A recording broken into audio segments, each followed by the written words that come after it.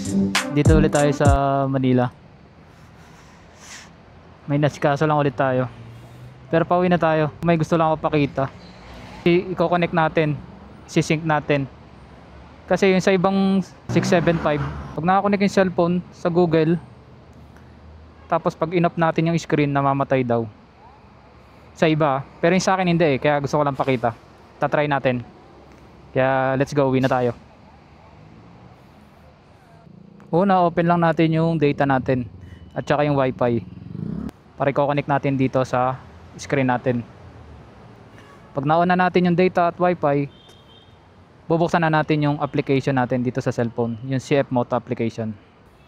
Ito na yung application natin, CF Moto Ride. Click lang natin yan, lalabas dyan. Pag lumabas na ito, makikita nyo, click lang natin tong Motoplay. Tapos reconnect. Yan, makikita nyo, nag-connect na siya yung cellphone ko at ito sa screen natin sa motor. Search natin kung saan tayo pupunta. Uwi na tayo ng Bulacan. Search natin Plaridel, Bulacan. Yan, start. Yan o. Ngayon yung iba, pagka na-connect na daw tapos i-off yung screen ng cellphone, mamamatay daw sa kanila. Yung sa akin trinay ko, hindi naman. Kaya susubukan natin ulit. Papakita natin dito sa video. I-off natin. Yun, ganun pa din. Hindi siya nagbabago.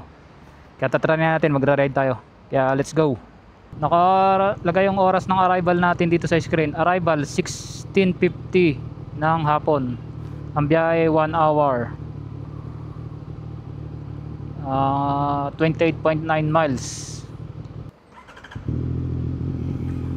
Alright, let's go.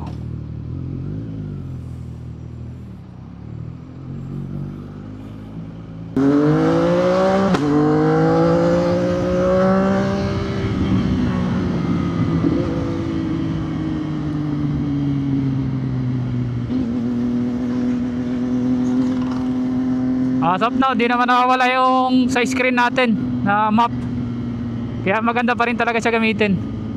Di ko lang alam yung sa ibang issue bakit ganun. Yung sa ibang 675 SR tsaka NKE, ewan ko bakit ganun. Yun ang issue nila.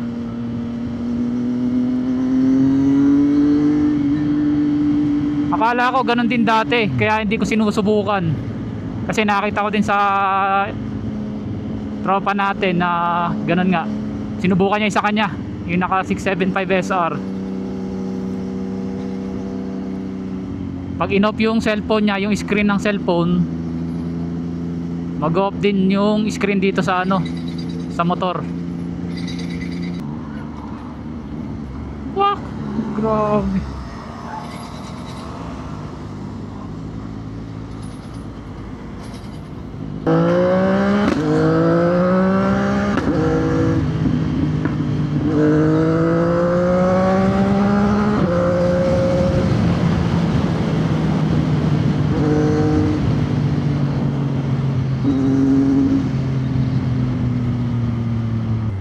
Saka ito na rin yung testing ng bago nating muffler.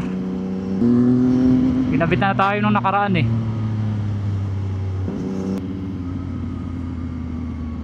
Kagandahan sa kanya, nakikita din yung speedometer mo tsaka yung gear indicator. Yan naman ang importante dyan sa dalawa.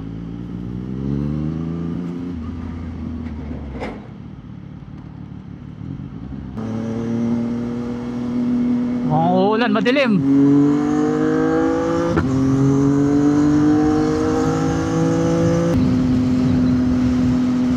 Dito na tayo ulit, NLEX. At ganun pa rin, nandito pa rin yung map natin, hindi nawawala. Ang lupit eh, no? Ganda, no? Nakakatawa talaga. Nakaka-enjoy sa gamitin. Hindi mo na kailangan ng maraming burloloy dito para lang sa cellphone. Cellphone holder, kung ano man yan. Nagagamitin mong Google Map. Napaka-convenient na niya. As of now, accurate na accurate naman, oh. Kung saan tayo lumiliko, doon din siya lumiliko.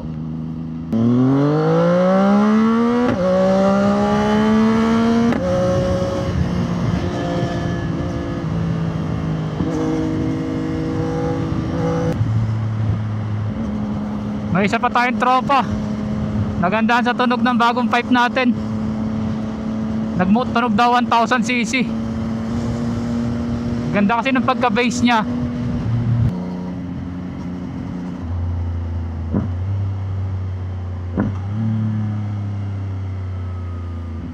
At ayan po ang tunog ng bago nating muffler. Stainless po yan pinagawa natin. Yung pipe na yun. Yung dating pipe natin tinanggal natin. Detachable naman. At ngayon nagsalpak ng bago. Masikip naman siya kaya kahit walang clap okay naman siya. Tunog 1000cc ang sabi. Anong masasabi nyo?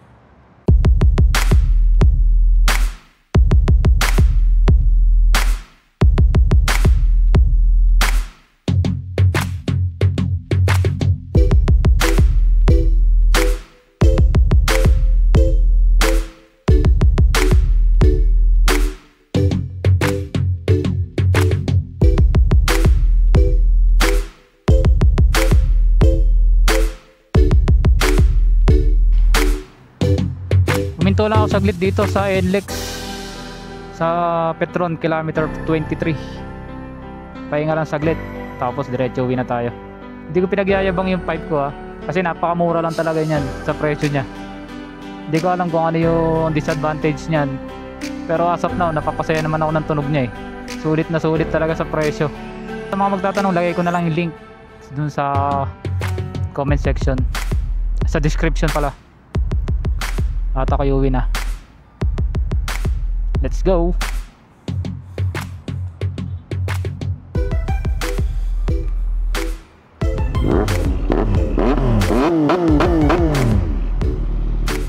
Let's go.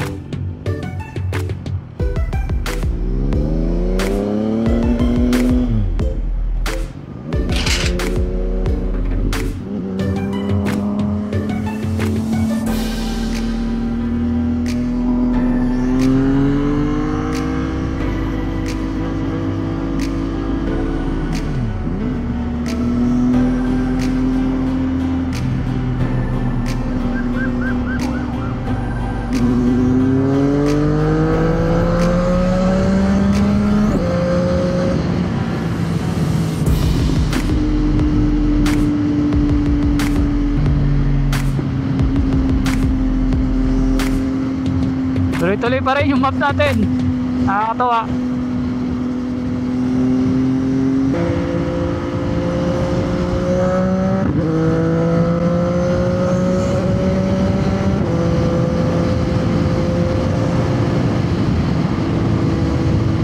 No, umuulan na. May nakaangas na big bike dun ah. Ano kaya to? Parang Ducati ah. Ay hindi, Honda Hornet 1000cc.